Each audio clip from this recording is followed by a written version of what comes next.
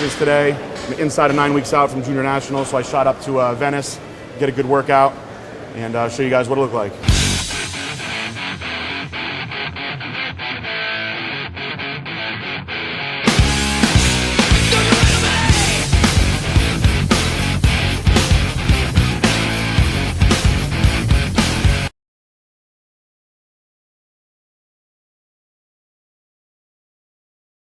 Exhaust for my chest. I like to do some sort of fly movement first. My elbows are kind of beat up, so I find that I can't use quite as much weight on my heavier stuff, but it's a little easier on my joints. Plus I have to work a little bit harder because I'm already fatiguing the muscle before I get to my heavier stuff.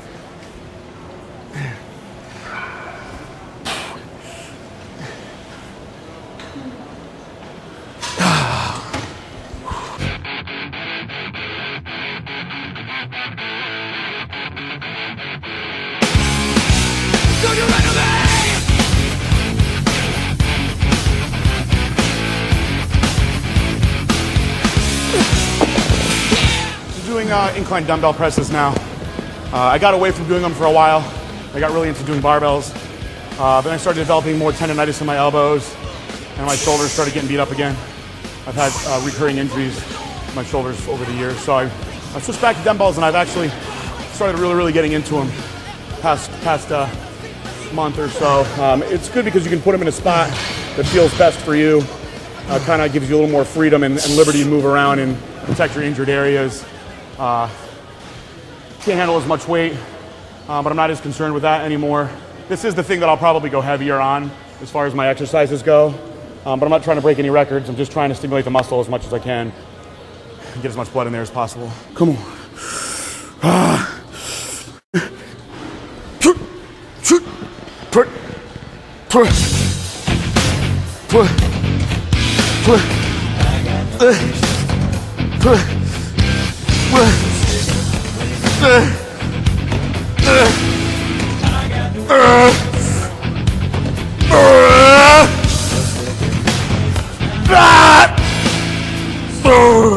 Good.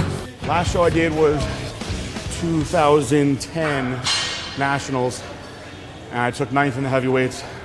I was training with Juan Morel the whole time, or a lot of the time. He got 2nd, and I think he thought as well that I would be battling with him. I brought really awesome condition. I think suffering down to make that weight class, I couldn't really fill it out the way that I wanted to, so I was a little flat. By the time I got back up on stage, I was about 228, 229, but I lost a lot of fullness of my muscle. So the feedback that I got from the judges was, conditioning is good, I just need to be bigger. So I knew I couldn't be any bigger in that class, so I took a year off to just focus on putting on size, finish my school, focus on my business, and now I'm ready to make a comeback to the stage this year.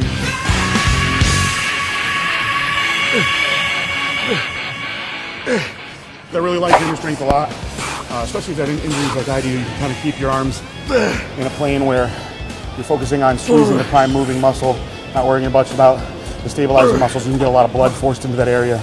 Anytime you force blood into an area, it has no choice but to swell and grow, and that's what we're trying to do now. So I like to superset when I do hammer strength.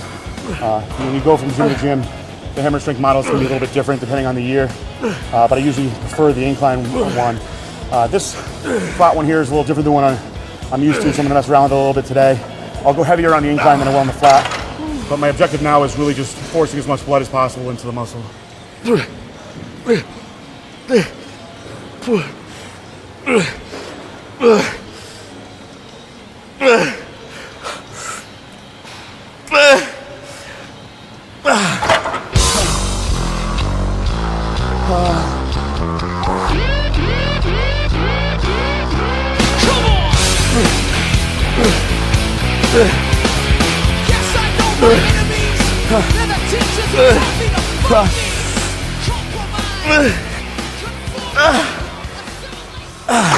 So I found that for myself over the years, I've evolved my training style into kind of what would be considered a high volume. I move at a really fast pace. It's interesting, when I was young, I was a competitive powerlifter, which is the complete opposite of what I do now. I think that was good for building my foundation. I also suffered some rough injuries, torn bicep that I had reconstructive surgery on here, And then actually another torn bicep that I didn't have repaired. Here you can see the big space. The leaner I get, the more that becomes noticeable, but this one actually doesn't really affect me too much. The doctors did a great job on this one. Through injuring myself so many times, I've kind of modified my approach into what I can consider to be very beneficial for me, and I also think would be very beneficial for most people. I don't try to break records for 1 rep maxes anymore. On a heavy compound move, every now and then, I'll work my setup to a 5 or 6, just so when I get to my more high repetition stuff, the weights feel lighter. But I prefer to move at a very fast pace. It's rare that I'll take more than 60, 70 seconds in between a set, either on my heavier stuff. When you train at that fast of a pace, you're not going to be able to be as strong. At the same time, there's a lot of studies that show that you produce more growth hormone when you train like that, which essentially will help you grow faster, but also help you stay leaner. And I think that's what's really been beneficial to me as far as staying so lean the past couple years in my off season. And my diet is pretty much the same as it's always been. Obviously I have more muscle now, which increases your basal metabolic rate, but I really believe that it's the style that I train that enables me to be as conditioned as I am in the off season. I won't have to do as much cardio, and I can focus more on nutrition to getting myself to look the way I want to. And a year or 2 from now, I might evolve into something different, but this is what's working for me now. We've done a lot of presses. Now I want to open everything back up again, kind of like how we started with in the beginning. We're going to do some heavier incline flies. Well, heavy is relative, but for me, heavier.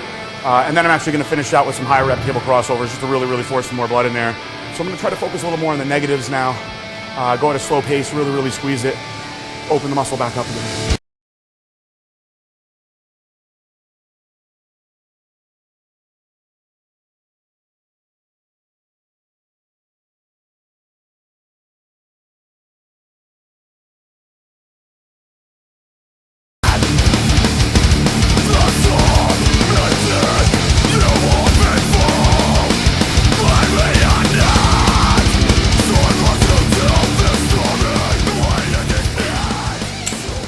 So I move around a lot. That's the advantage of doing a cable.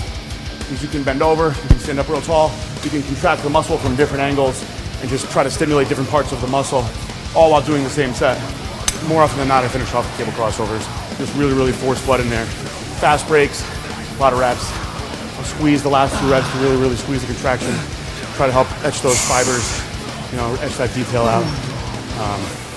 Not something I really go heavy with that often. Try to focus more on squeezing and burning, and just really just overloading the blood at this point. So I've been doing my own prep since after 2008. I was going to school for nutrition, and I felt that starting the business that I was starting, doing contest prep, doing consulting, and the fact that I was in school for nutrition, that it made sense for me to be doing my own preparation myself. Set a good example for the clients that work with me, the athletes that work with me. Why would you want to listen to me if I listen to somebody else?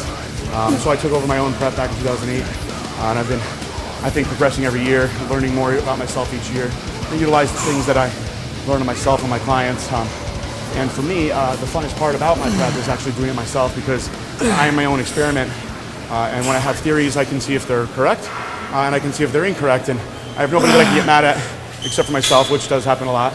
But at least I'm the one who's fully responsible, and I find a lot of satisfaction out of that.